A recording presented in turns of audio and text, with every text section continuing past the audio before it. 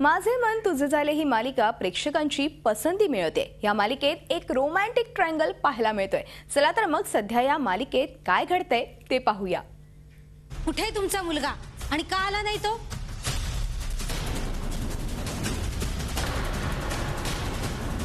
एकीकडे शेखरचं लग्न करावं या उद्देशाने जयमालाबाई बघण्याचा कार्यक्रम ठेवतात खरा, मात्र शेखर न आल्यामुळे त्यांना अपमान सहन करावा लागतो। तो असं काहीही करणार नाही। हो, शेखर भाऊजी त्यातले नाहीच आहेत आणि घरच्यांपासून लपून बाहेर प्रकरण करणारी माणसं ना वेगळीच असतात। आमचे शेखर भाऊजी त्यातले नाहीयेत, हो की नाही सासूबाई? मध्ये बोलू नको स्वामिनी।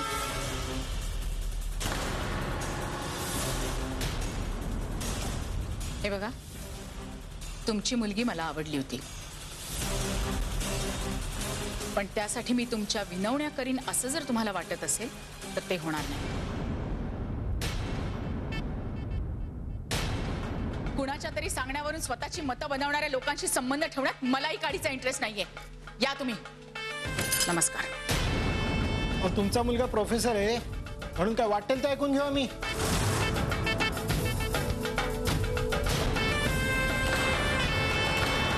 याच्यापेक्षा चांगली स्थळं मिळतील आमच्या स्वातीला। चला हो, चल ग। हे बघा तुम्ही, अगं येऊ देत शेखरला। जेव्हा जयमाला याबाबत शेखरला जाब विचारतात तेव्हा मात्र पुन्हा एकदा आपण लग्नाला तयार नसल्याचं शेखर मान्य करतो। तुम्हाला कोणालाच माझ्याविषयी काही वाटत नाही? काही असं नाहीये। हे बघ, मी तुला आधीच सांगितलं होतं की मी नाही अजून तयार लग्न या गोष्टीसाठी।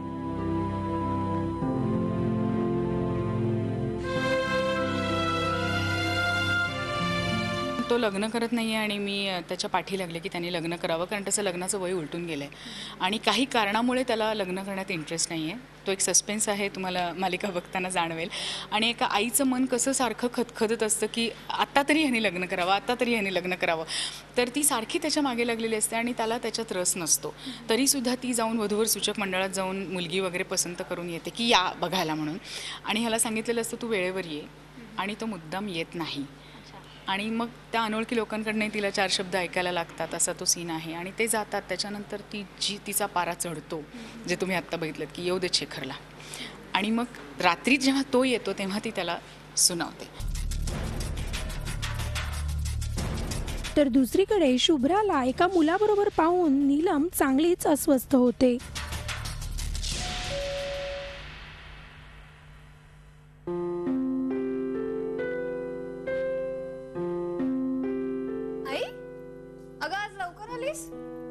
मला फोन तरी करायचा ना, मग आपण एकत्र आलो असतो। मी तशी ऑटोनी आले।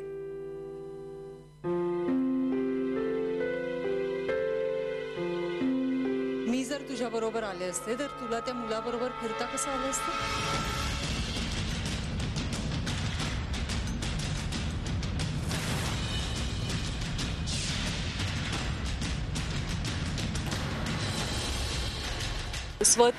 स्वतःतलं जपू शकेल की नाही, इथूनच प्रश्न निर्माण होतो। आणि त्यासाठी तिने तिला संस्कार देऊन घडवलेलं आहे, पण ती आता त्या जगात एकदा एंटर केल्यानंतर कशी वावरेल याची तिला जास्त काळजी आहे। त्यामुळे सतत तिच्या भूतकाळामुळे त्या भूतकाळाची रिफ्लेक्शन्स तिच्या मुलीवर पडत असतात किंवा ती पडू नये आहेत म्हणून ही काळजी घेत असते। आणि असं ते थोडंसं त्याला बॅकिंग आहे या कॅरेक्टरला, पण अदरवाईज ते खूप सोबर आणि चांगली आई, खूप प्रेमळ आई असंच आहे।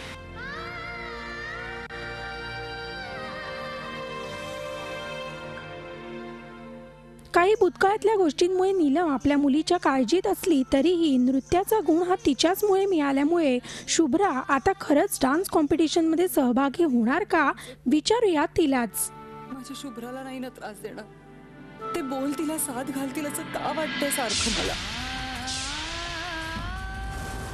म्हणतात ना की येतं, म्हणजे आई वडील असतील तर मग ते मुलीमध्ये पण असतं एक, तर मग ते काइंड ऑफ तसं आहे की मुलगी ही इंटरेस्टेड आहे डान्सिंगमध्ये आणि असे काही काही सर्कमस्टन्सेस येतात की तिला करावं लागतं ते, आणि बट ती करताना ते खूप एन्जॉयही करते, कारण that comes from her inside thing, की आतून येतं ते। आणि म्युझिक तिने ऐकलं की अरे ती त्या तिकडे वळते, जरी तिला नसेल वळायचं, की तिला माहिती आहे की आईला हे नाही आवडत, but still she goes there आणि ती ते परसिव्ह करते. तर हळूहळू द स्टेजेस आहेत, तुम्ही बघा. एकूणच वेगवेगळ्या ट्रॅकमुळे इंटरेस्टिंग होत असलेली ही मालिका यापुढेही आणखीनच रंगत जाणार यात शंकाच नाही. She will dance with me.